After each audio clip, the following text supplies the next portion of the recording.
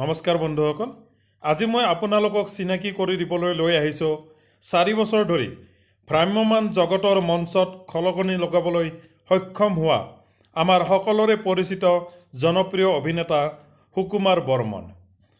গতিকে আহকচোন এই সুকুমাৰ বৰ্মনে ক'ৰ পৰা কেনেদৰে অভিনয় জীৱনৰ পাতনি মেলিছিলে আৰু অভিনয় জীৱনক লৈ তেখেতৰ কি কি পৰিকল্পনা চলি আছে এই সকলোবোৰ কথা আমি সকলোৱে উপভোগ কৰোঁ। গতিকে আহক দেৰি নকৰি ভিডিঅ'টি উপভোগ কৰোঁ। ধন্যবাদ।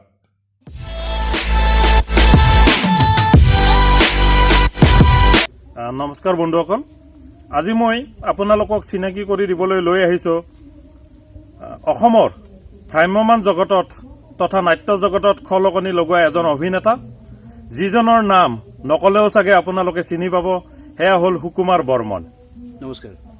সুকুমাৰ দা, আপোনাৰ নাট্য জীৱনৰ আৰম্ভণি ক'ৰ পৰা আপুনি কৰিলে অকণমান ক'ব নেকি? নাট্য জীৱনৰ আৰম্ভণি মানে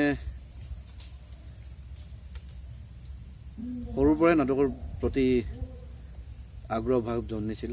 হয়, মানে আমি এনেকুৱা এটা পৰিৱেশত ডাঙৰ হৈছোঁ। হয়, মানে আমি আচলতে নাটক ভাল পাবলৈ শিকিছোঁ, নাটক চাবলৈ শিকিছোঁ ভ্ৰাম্যমান থিয়েটাৰৰ পৰা। হয়, আমাৰ পৰিৱেশটো তেনেকুৱা আছিল। আমি যিখন গাঁৱত জন্ম হৈছোঁ, হয়, আমাৰ মাঘ মাহত সভা হয় আমৰিখোৱাত, হয়, বৰপেটা ডিষ্ট্ৰিক্টৰ সৰ্থেবাৰীৰ ওচৰত। হয়, তাত প্ৰত্যেক বছৰে থিয়েটাৰ আহে। আচ্ছা, আমি জনাও হোৱাৰ পৰা, বুজা হোৱাৰ পৰা আমি থিয়েটাৰ চাই ডাঙৰ হৈছোঁ। হয়, অভিনয়ৰ প্ৰেমত আচলতে আমি ভ্ৰাম্যমান থিয়েটাৰ চাইয়ে অভিনয়ৰ প্ৰেমত পৰিছোঁ। হয়, নাটক কি বুজি নোপোৱাৰ পৰা আমি নাটকৰ প্ৰেমত পৰিছিলোঁ। মই বিশেষকৈ হয়, এই নাটকবিলাক চাওঁ, ভ্ৰাম্যমান থিয়েটাৰ আহিলে হয়, মানে আকৃষ্ট হওঁ বস্তুবিলাক দেখিলে, হয়, কিনি কেনেকৈ কৰে। হয়, এতিয়া সৰু থাকোঁতে আমি যেতিয়া স্কুলত পঢ়ি থাকোঁ, সেইবিলাক আমি ঘৰত কৰোঁ।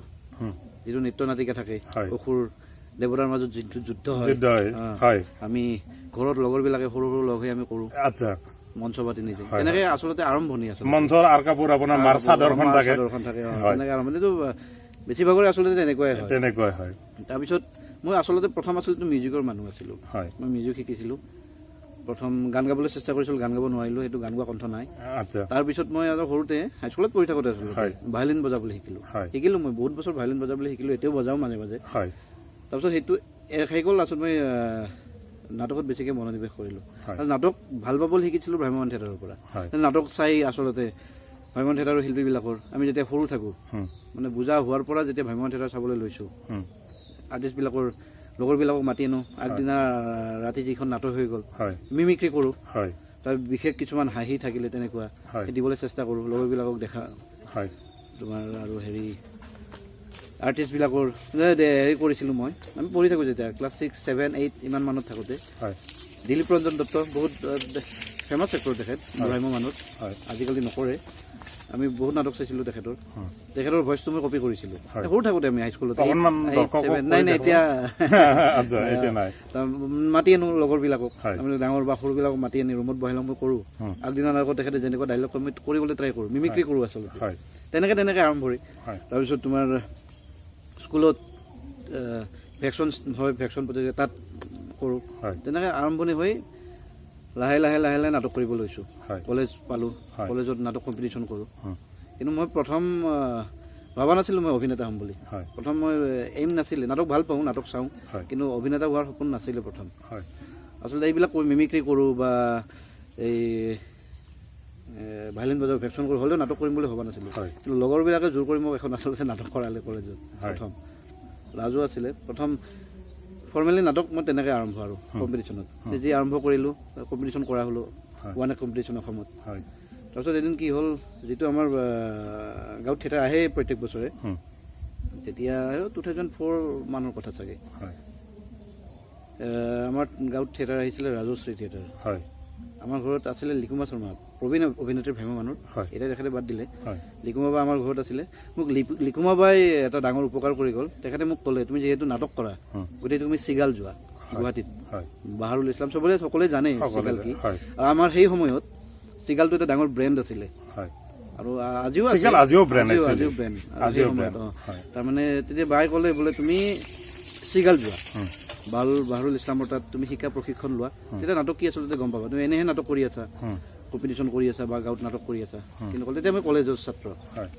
তেতিয়া মই মেট্ৰিক পাছ কৰিছোঁ মাত্ৰ হাই ছেকেণ্ডেৰী ফাইনেল দি মই চিগাল গৈছোঁ 2005 তাৰপিছত লিগুমাবাই ক'লে তুমি চিগাল যোৱা তেতিয়া মোৰ সেইটোৱে মই লিগুমাবাক মই এদিন কৈছোঁ বোলে মেছেজ কৰি বোলে এক্টৰ কিন্তু ফৰ্মেলি অভিনেতা মোক আপুনিয়ে বনায় মই এইটো স্বীকাৰ কৰোঁ মানে মোক ৰাস্তাটো দেখাইছিলে তেওঁ তাৰপিছত মই চিগালত নামভৰ্তি কৰোঁ চিগাল থিয়েটাৰ একাডেমীত গুৱাহাটীৰ বাহাৰুল ইছলাম সেইটো চবেই জানে তেখেতৰ নাম ছাৰৰ তাত মই এডমিশ্যন লওঁ আৰু তাৰ পিছতহে আচলতে মোৰ ট্ৰেকটো চেঞ্জ হৈ গ'ল নাটক কি নাটক আচলতে কিমান গভীৰ বস্তু নাটক আচলতে মই প্ৰথম ফূৰ্তিত কৰিছিলোঁ নিচাত কৰিছিলোঁ কিন্তু আচলতে নাটক নিচাত কৰা বস্তু যে নহয় নাটক কিমান ত্যাগ কৰিলে কষ্ট কৰিলে কিমান সাধনাৰ বলত এটা এক্টৰ অভিনেতা হ'ব পাৰি মই আচলতে চিগালত গৈ শিকিলোঁ ছাৰৰ তাত মই এবছৰীয়া পাঠ্যক্ৰম গ্ৰহণ কৰিছোঁ ট্ৰেইনিং লৈছোঁ তেতিয়া আমি কৰি থাকোঁতে এবছৰ আছিলে ছাৰৰ তাত কৰিলোঁ তেতিয়া মই আচলতে বুজি পাইছোঁ নাটক আচলতে কি নাটকক সঁচাকৈ প্ৰেমত পৰিছোঁ আচলতে মই চিগাল যোৱাৰ পিছত মোৰ ট্ৰেকটো কমপ্লিট চেঞ্জ হৈ গ'ল নাটক শিকিছোঁ নাটক বুজিছোঁ নাটক ছাৰৰ লগত নাটক কৰিছোঁ তেনেকৈ কৰি কৰি কৰি কৰি মই চিগাল কমপ্লিট কৰিলোঁ চিগাল শেষ হোৱাৰ পিছতো মই ছাৰৰ লগত নাটক কৰিলোঁ তাৰপিছত আহি নিজৰ গাঁৱত মই নিজৰ গ্ৰুপ বনাইছোঁ নিজৰ গ্ৰুপ বনাই নাটক কৰোঁ তেতিয়া কি আছিল আজিকালিও আছে কিন্তু তেতিয়া আমাৰ সেই সময়ত ওৱান এক কম্পিটিশ্যন অসমত অসম ভিত্তিত যিটো একাংকিকা নাট প্ৰতিযোগিতা পাইছিল আমাক বহুত ডাঙৰ প্লেটফৰ্ম দিছিলে আজিকালি ল'ৰাবিলাকে কমি গ'ল কিয় নকৰে নাজানো কিন্তু আমাৰ দৰে সৰু উঠি অহা ল'ৰাবিলাকক এখন মঞ্চ দিছিলে আচলতে নাটক কৰিবলৈ আৰু নাটক আমি সুবিধা নাপাইছিলোঁ কিন্তু আমাৰ নিজৰ গ্ৰুপৰ পৰা আমি তেতিয়া ওৱান এক কৰোঁ কম্পিটিশ্যন কৰোঁ তেনেকৈ কম্পিটিশ্যন কৰিবলৈ আৰম্ভ কৰিলোঁ অসমৰ বিভিন্ন জেগাত কম্পিটিশ্যন কৰোঁ তেতিয়া ডাঙৰ ডাঙৰ কম্পিটিশ্যন হয় নলবাৰীত হয় PNC বৰপেটাত পাতিছিলে ৰংঘৰে পাতিছিলে তাৰপিছত মুখাই পতা হ'ল বা বিশ্বনাথ চাৰিআলিত পাতে সূৰ্য বৰুৱা মৰিগাঁৱত পাতে বিভিন্ন ধৰণৰ বহুত কম্পিটিশ্যন আৰু অসমত কৰা হ'লোঁ নিজৰ গ্ৰুপত আৰম্ভ কৰিলোঁ প্ৰথম আমেৰিকাৰ পৰাই তাৰপিছত বৰপেটাত কাম আৰম্ভ কৰিলোঁ বৰপেটা টাউনত মুখাৰ লগত কাম কৰিছোঁ পোহৰৰ লগত কৰিছোঁ তেনেকৈ কৰি কৰি কৰি কৰি কম্পিটিশ্যন আৰম্ভ কৰিলোঁ বহু বছৰ মই মোটামুটি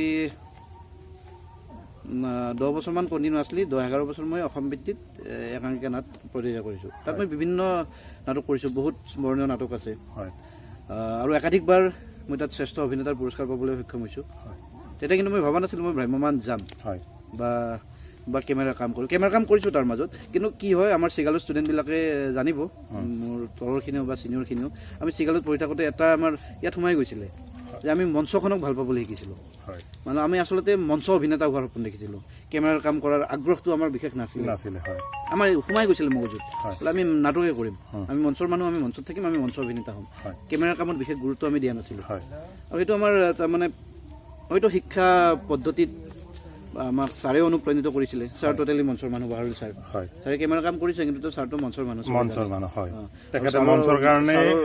ফৰ্মেলি প্ৰথম নাটকৰ গুৰু বাহাৰুল ইছলাম সেইটো মই ক'ব লাগিব তেখেতৰ তাত গৈ ট্ৰেকটো চেঞ্জ হৈ গ'ল আৰু ছাৰে এটা কথা কোৱা মোৰ এতিয়াও মনত আছে বোলে ভাল অভিনেতা হ'বলৈ প্ৰথম ভাল মানুহ হোৱা দৰকাৰ কিমান ভাল মানুহ হ'ব পাৰিছোঁ নাজানো কিন্তু সেইটো মই মেইনটেইন কৰি চলিব বিচাৰোঁ এতিয়া ভ্ৰাম্যমান ইণ্ডাষ্ট্ৰীত মোৰ যিমানখিনি মই মানুহৰ লগত কাম কৰিছোঁ বা জানে মোক চবেই জানে মই সেইখিনি মেইনটেইন কৰোঁ আচলতে মানে ভাল মানুহ হৈ থাকিব এদিনে পজিটিভ থিংকিং নিগেটিভ চিন্তা বা নিগেটিভ এনাৰ্জি আহিবলৈ নিদিওঁ পাৰাৰ পৰ্যন্ত আৰু বেয়া চিন্তা নকৰোঁ তেনেকৈ কাম কৰি আছোঁ তাৰপিছত তেনে বিভিন্ন নাটক কৰিলোঁ কৰি কৰি কৰি ফেষ্টিভেলবিলাক কৰা হ'লোঁ যিহেতু ফুল ফ্লেজেড ড্ৰামা কৰা হ'লোঁ বিভিন্ন বাহিৰত যাওঁ ছাৰৰ লগতো গৈছোঁ বা বিভিন্ন আপোনাৰ অসম নাট্য সন্মিলনেই হওক বা বিভিন্ন যেতিয়া নাট সমাৰোহবিলাক পাতে তাত ফুল ফ্লেজেড ড্ৰামা কৰিছোঁ তেনেকৈ আৰম্ভণি আৰু লাষ্টত শেষত আপুনি ভ্ৰাম্যমানত কেতিয়া আহিলে মই ভ্ৰাম্যমানত প্ৰথম বছৰ মোৰ 2016 আৰু এইবাৰ আপুনি কোনটো নাট্য দলৰ লগত জড়িত থিয়েটাৰ সূৰ্যত আছোঁ অহাবাৰ আপুনি অহা বছৰ মই বৰদৈচিলা থিয়েটাৰত চুক্তিবদ্ধ হৈছোঁ আচ্ছা আপুনি ভ্ৰাম্যমানত মোটামুটি আপুনি 4 বছৰ আপুনি কমপ্লিট কৰিলে এই 4 বছৰ ভ্ৰাম্যমানত আপোনাৰ তিতা মিঠা বহুতো অভিজ্ঞতা আছে অকণমান তিতা অভিজ্ঞতা আৰু অকণমান মিঠা অভিজ্ঞতা বুলি ক'লে তেনেকুৱা নাই আৰু আৰু যিহেতু নাটক ভাল পাওঁ গতিকে তিতা অভিজ্ঞতা বুলি ক'বলৈ নোৱাৰোঁ কাৰণ যি হ'লেও নাটক ভাল পাওঁ আজি ইমান বছৰ নাটক কৰি আছোঁ মই 15 বছৰ অপেচাদাৰী নাটক কৰাৰ পিছত মই ভ্ৰাম্যমান থিয়েটাৰলৈ আহিছোঁ 15 বছৰ মই অপেচাদাৰী নাটক কৰিছোঁ ভ্ৰাম্যমান থিয়েটাৰ আহিছোঁ নাটক শিকি বুজি এতিয়া কৰি আছোঁ, কষ্ট কৰি আছোঁ, গতিকে তিতা অভিজ্ঞতা তেনেকৈ নাই ভ্ৰাম্যমানত। হয়। মিঠাই আৰু নাটক ভাল পাওঁ যিহেতু তিতা বুলি ক'ব নোৱাৰোঁ, ভুল কোৱা হ'ব আচলতে। হয় হয়